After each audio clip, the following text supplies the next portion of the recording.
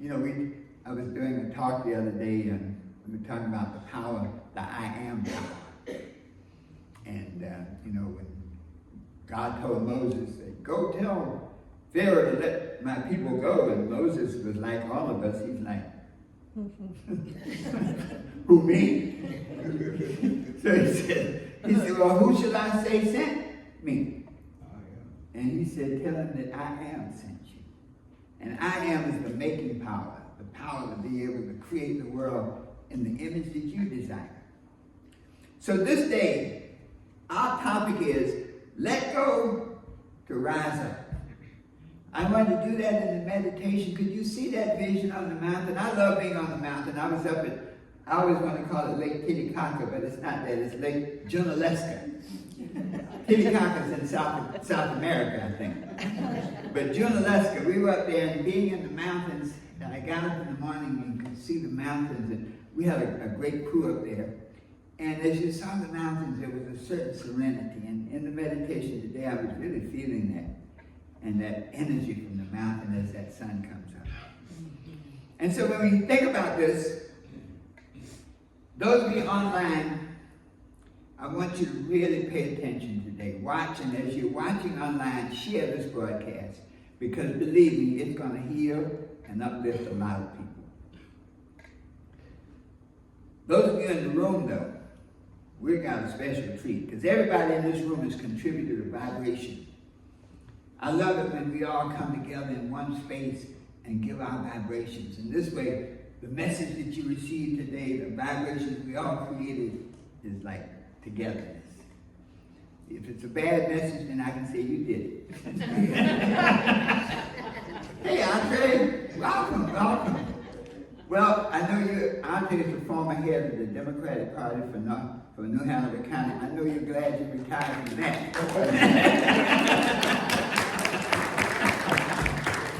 Thank you for being here. Wow.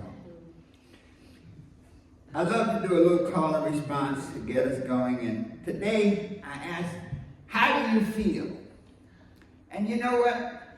With the beautiful sun today, I feel relieved. So, how do you feel? Relieved. One more time. How do you feel? Relieved. Woo. And why do you feel relieved? I asked that question.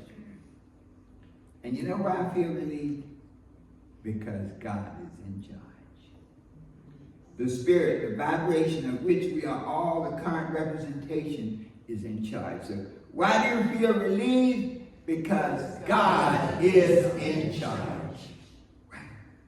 So let's move on today. I had a thought today of what we want to create when we have this message of let go and rise up. And I found some really beautiful quotes. Roy Bennett, who wrote a book called The Light in the Heart, said, if you want to be happy, do not dwell on the past. Do not worry about the future. Focus on living fully in the present. And that's a powerful, powerful direction. The present is the only time we can do anything about it. Mandy Hale wrote an interesting book called The Single Woman, Life, Love, and a Dash of Sass. That might be one for the book club. But she said something, she said, to get over the past, you have to accept that the past is over. No matter how many times you revisit it, analyze it, regret it, or sweat it, it's over. But the good news is, it cannot hurt you anymore. So that's the message today. Let go is not a surrender. It's really a strategic elevation. You let go of the things that bother you. You ever have a rock in your shoe? A little old bitty rock, and you start walking, and man, that thing, it will make you stop, and it will make you take your shoe off and get that rock out. But many of us are carrying some rocks in our shoes. Anybody here have a rock in their shoe? And it's something you got to get rid of. So we're at that moment where the next level of our lives will not come from what we add, but it will come from what we release. I think all of us have lived very full lives and done lots of things. And we've tried this and tried that. I'm a professional trier. Any other trials, I try everything. Yes. I mean, I've tried it. You know, I've been a network marketer for years. I tried Amway 3 times. Never made any money, but I had a lot of fun. You know? And that was really worth it. We really thought about it and got to travel. And so my friends used to say, Herb, you join everything. And then this one very brilliant person said, yeah, buddy, you've been in everything but a hearse. And sometimes at our point in our lives, that's where we are. Well, we tried everything, and at that point we say, you know what? I think I need to let go. I think I need to let go and listen to Spirit. Spirit can speak to you, and Spirit can say, it's time to rise. Let's say that together. It's time to rise. Now, Spirit can speak with a whisper. That little intuition inside that says, don't do this. The little voice that said, that's not the one. I was telling my daughter, she said, Dad, how did you know that wasn't the one? I said, listen, if you think about it, you didn't think he was the one either. But you didn't pay attention. Sometimes Spirit talks with a hammer. Sometimes Spirit like, bam, stop. Pay attention. And so the lesson is really, before we can rise, we have to release. We talk about that image of a plane taking off, and if a plane has too much baggage, it's not going to get off the ground. And so before we can rise, we must release, and we have to let go and let God. We have to let the God mind guide us, and the human mind shut up and pay attention. We have to set aside fear, set aside ego, set aside pride. You know, many times we continue down the path because we just don't want to admit that we're wrong. Sometimes we get so focused, I got to be right, I got to be right. You can't do a right thing on the wrong road.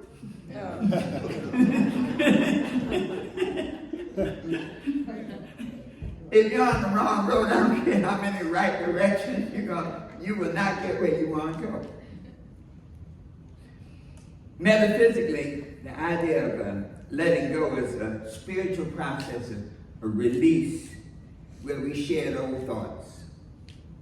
It's amazing how many thoughts we carry with us that were taught. You ever look at children when they're like 2 years old, they hug and kid, they're just friendly.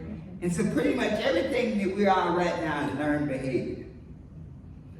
And if we're not where we want to be and it's not working for us, it's time to let go. And so that spiritual significance, letting go of these old thoughts, old patterns, old emotions that block the flow. God always wants us to have a good life.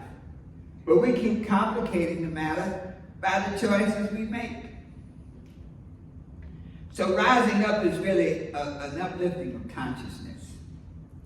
It's where our thoughts, our vibrations, our feelings now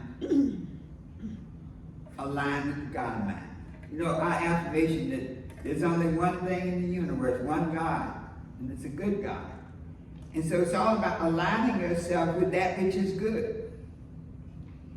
So what are some of the keys to doing that? The 3 spiritual keys to rising up, to letting go and rising up is number 1, release the past and embrace the present. Someone once said, yesterday is a canceled check. Tomorrow is a promissory note. Today is legal tender. So operate in the present. You cannot receive new blessings while clinging on to old burdens. Energy is all about energy, and you cannot have competing energies in your consciousness at the same time. There's a scripture, Matthew the 9th chapter, the 17th verse, and it says this: neither do men pour new wine into old wineskins, else the wineskins and the wine runneth out. The wineskins perish. But they put new wine into new wineskins, and both are preserved. And so this is saying that maybe at this point in our lives, we still got some old wine and we keep trying to put a new hat on it. But we have to get rid of it. And it may be whatever it is. Negative thinking, negative emotions, bad habits, bad relationships. But it's time to clean house. So this is that first key to letting go. I release the past and open my mind to divine renewal. I'll say that and you repeat after me. I release the past and open my mind to divine renewal. Together. I release the past and open my mind to divine renewal. And the key part of that is forgiveness. Forgiveness, I call it the spiritual broom. To sweep away negative thoughts, negative emotions, negative people. I got a few people I want to sweep away.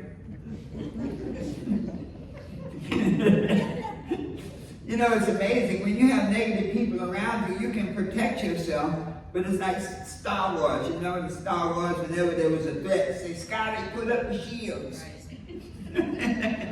Tommy said, I put up the shields. But guess what? It takes energy to put up the shields. And sometimes you can spend so much energy protecting yourself that you can't grow yourself.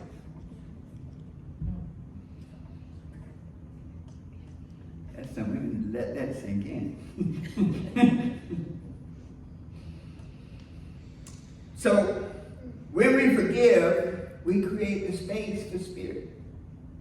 It's all about energy. Once you forgive, then that energy, that Spirit of God can pour into your life and new opportunities, new vibration, new love, new people. We have to forgive ourselves for what we did do and what we did not do. Every now and then I think about some of the stuff I didn't do and I'm like, man, I wish I had done it. Anybody have that same problem? That same? Man, I wish I had done that. Many years ago, I had an accident, and all I did was get well. A friend of mine had an accident. He said, oh, the Lord has blessed me. I said, what happened? I had an accident. So did I. He said, I got a lawsuit. He sued and got $50,000. That didn't even cross my mind. I think back, I'm like, I could have used that $50,000. I got hurt. We have to forgive others. You know, many of the things that other people have done to us is more our perception of it.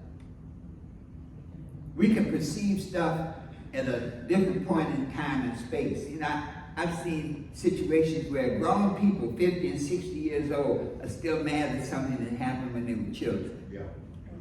Yeah. My daddy always favored you. You got the car. All I got was a bus ticket. And they carry that, and here 50 years later, they're still mad. So you got to forgive other people. Even Christ had to do that. You know, I love the Christ consciousness. All of us are examples of the Christ consciousness. Christ is the perfected mind, the example for all of us to live. And when Christ was on the cross, even he said, for a moment he had doubt. He said, Father, why hast thou forsaken me? So we have doubts, but we can overcome them. And he even said, forgive them, for they know not what they do. Which was important because for him to ascend to the next level of consciousness, he had to forgive them. And so that's where we are. Forgive yourself, forgive others, I forgive myself and others for everything that's not good for me. Let's say that together. I forgive myself and others for everything that's not good for me. And you are free. And I am free. Let's say that together. And I am free. The second key to letting go is to let go of fear and trust in God. And God, when I speak of God, I don't want to speak of God as a separate entity. God is the process, the creative process. That consciousness that created all things. And so when we get rid of faith, we get rid of fear. Fear is faith turned upside down. So when you fear, you really have faith in what you don't want. Job said, the things I feared have come upon me.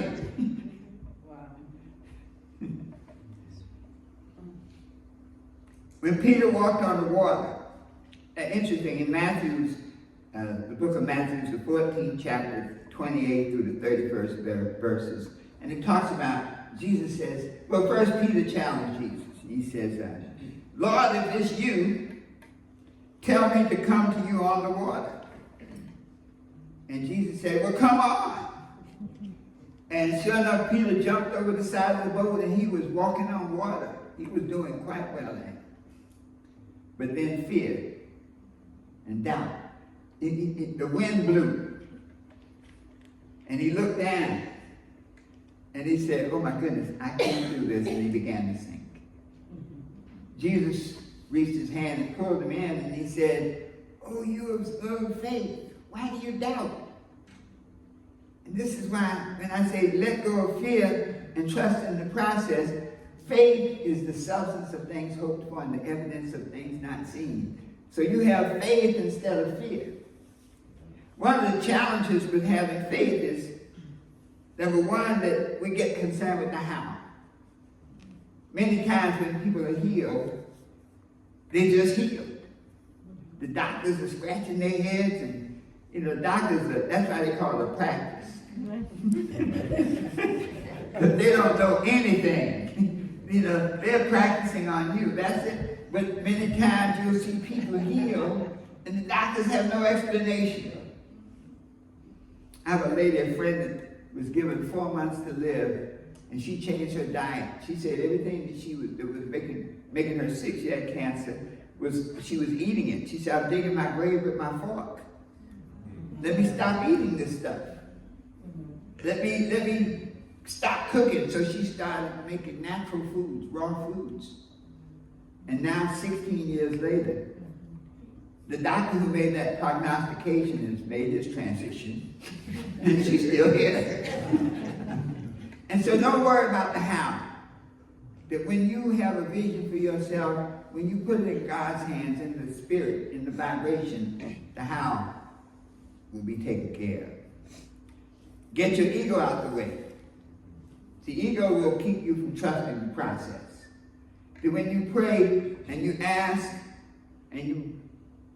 divine guidance, your ego can come up and say, well, I tried that before. I know all about it.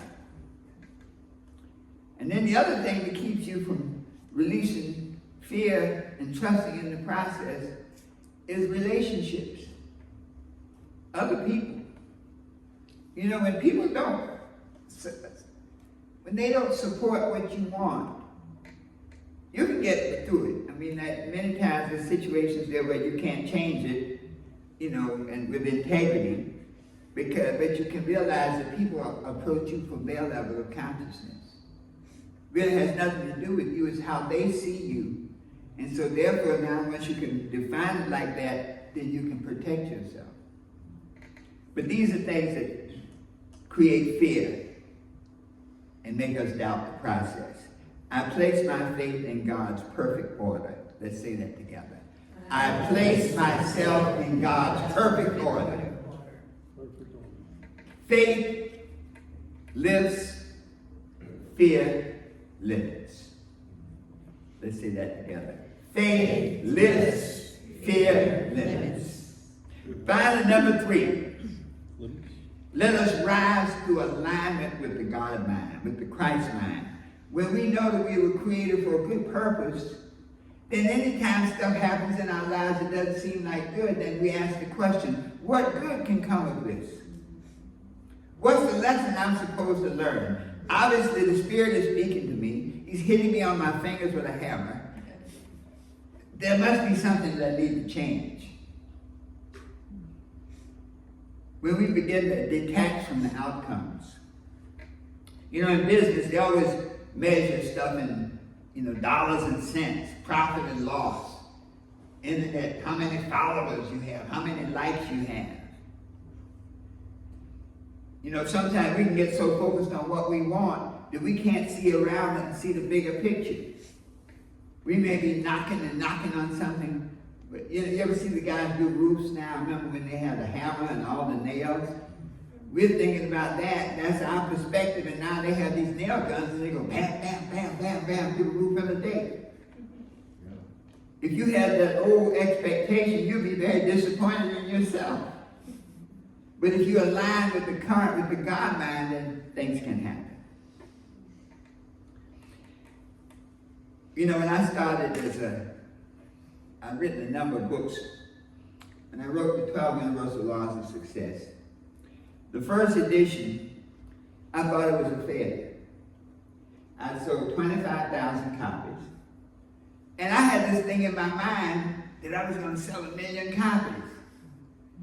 I did not know that for a nonfiction book, you don't sell 1 million copies. 25,000 was good, but I didn't know that. So I had set myself up. Okay? I was ready to quit. I'm like, man, I'm going to write the next book. Thank goodness people love you and care about you. Someone said, well, hey, let me get you an agent. And the agent loved the book, and I sold the rights, and it came out as the Golden 12 Universal Rules, and they even put my picture on the back. That took the book through the roof. So what I'm saying is that many times our own expectations keep us from aligning ourselves with the blessings. So let us wrap up today saying this, that when you are aligned with your purpose, everything flows freely. You don't have to work so hard. The people you want to see begin to show up.